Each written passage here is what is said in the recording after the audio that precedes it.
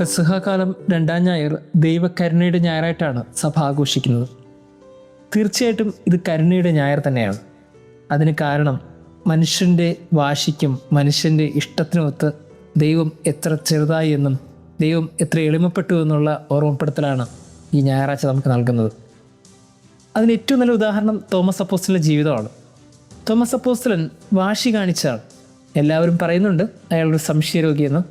സംശയരോഗിയാകാൻ വകയില്ല എന്ന് ചിന്തിക്കാനാണ് എനിക്കിഷ്ടം.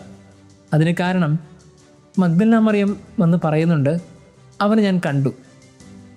എമ്മാവൂസിലേക്ക് പോയി 2 ശിഷ്യന്മാരും വന്ന് പറഞ്ഞു, ഞങ്ങൾ അവനെ കണ്ടു. എല്ലാവരും കഥകടച്ചിരുന്നപ്പോൾ ഇയാൾക്ക് മനസ്സിലായി ക്രിസ്തു പ്രത്യക്ഷപ്പെടുന്നതൊക്കെ പുറത്ത് നിൽക്കുന്ന മനുഷ്യർക്കാണ്. പുറത്ത് നിൽക്കുന്ന മനുഷ്യർക്ക് ക്രിസ്തു പ്രത്യക്ഷപ്പെടുന്നുണ്ട്. അയാളും പുറത്തിറങ്ങി നടന്നു, ക്രിസ്തുവിനെ തേടി അലഞ്ഞിടന്നു. മുമ്പൊരിക്കൽ നമുക്ക് അവനോടൊപ്പം മരിക്കാമെന്ന് അദ്ദേഹം പറഞ്ഞിട്ടുണ്ട്. ആ വാക്ക് ഇപ്പോൾ ജീവിച്ച് കാട്ടുകയാണ്. ജീവനെയും ജീവിതത്തെയും പേടിക്കാതെ അയാൾ പുറത്തിറങ്ങി നടന്നു തുടങ്ങി.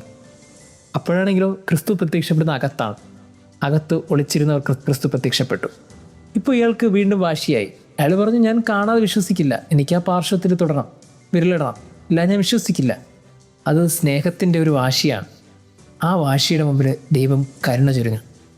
ദൈവം അവൻ്റെ മുമ്പിൽ പ്രത്യക്ഷപ്പെട്ടു. എന്നിട്ട് പറഞ്ഞു, വാ, എൻ്റെ പാർശ്വം നീ കാണ്, എൻ്റെ മുറിവുകൾ കാണ്, അവിടെ നീ വിരലിട്, നീ വിശ്വസിക്ക്.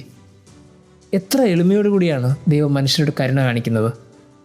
ഒരിക്കലും മനുഷ്യർ തോറ്റുപോകാതിരിക്കാൻ ദൈവം തോറ്റതിൻ്റെ ഓർമ്മയാണ് ഉത്ഥാനം. നമ്മളൊരിക്കലും തകർന്നു പോകാതിരിക്കാൻ ഇപ്പോഴും ക്രൈസ്തവർ തല ഉയർത്തി നിൽക്കാൻ ഒരു വിശ്വാസത്തിന് അടിസ്ഥാനം തന്നത് ഉയർപ്പാണ്. നമ്മുടെ ദൈവം മരിച്ചവനല്ല എന്നും നമ്മുടെ ദൈവം ഉയർത്തവനാണ് എന്നും സാക്ഷ്യപ്പെടുത്താൻ തക്കവിധത്തിൽ ദൈവം മനുഷ്യരോട് കാട്ടിയ ഒരു കരുണയുടെ പേരാണ് ഉത്ഥാനം. അങ്ങനെയാണെങ്കിൽ പിന്നീടുള്ള എല്ലാ ചരിത്രവും അങ്ങനെ തന്നെയാണ്. അതിനു മുമ്പുള്ള ചരിത്രവും അങ്ങനെ തന്നെയാണ്.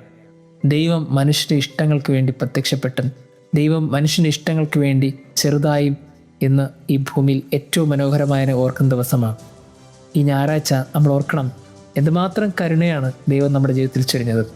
വിശുദ്ധ ഫൗസ്റ്റീനയ്ക്ക് പ്രത്യക്ഷപ്പെട്ട് ഒരു കരുണയുടെ പുതിയ പാഠം ക്രിസ്തു പറഞ്ഞു കൊടുത്തപ്പോൾ ക്രിസ്തു ഒരു ഓർമ്മപ്പെടുത്തൽ നൽകിയെന്ന് മാത്രമേ ഉള്ളൂ. സുവിശേഷത്തിലെ ക്രിസ്തു കരുണയുടെ മുഖമായിരുന്നു. അവൻ്റെ കണ്ണുകളിൽ കരുണയുണ്ടായിരുന്നു, വാക്കുകളിൽ കരുണയുണ്ടായിരുന്നു, സ്പർശനത്തിൽ കരുണയുണ്ടായിരുന്നു. അവൻ തൊട്ടതും സംസാരിച്ചതും കണ്ടതുമൊക്കെ കരുണയുടെ കണ്ണുകളോട് കൂടിയാണ്. അതുകൊണ്ടാണല്ലോ നിരവധിയായ അത്ഭുതങ്ങൾ അവൻ്റെ മുമ്പിൽ സംഭവിച്ചത്. അങ്ങനെയാണെങ്കിൽ നമ്മൾ ഓർക്കണം, സുവിശേഷിച്ച് ജീവിച്ച ക്രിസ്തുവും ഉദ്ധാനം ചെയ്ത ക്രിസ്തുവും ഒക്കെ കരുണയുടെ പാഠങ്ങളായെങ്കിൽ ഇപ്പോഴും ക്രിസ്തു നമ്മുടെ ജീവിതത്തിൽ വല്ലാണ്ട് കരുണ ചെയ്യുന്നുണ്ട്. ആ കരുണയെ മനസ്സിലാക്കാൻ കഴിയുന്ന വിധത്തിൽ നമ്മൾ കരുണയുള്ളവരായി മാറുന്നുണ്ടോ? ദൈവത്തിന് മുമ്പിൽ കരുണയോടെ വർത്തിക്കുന്നുണ്ടോ? ദൈവം നമ്മെ അനുഗ്രഹിക്കട്ടെ.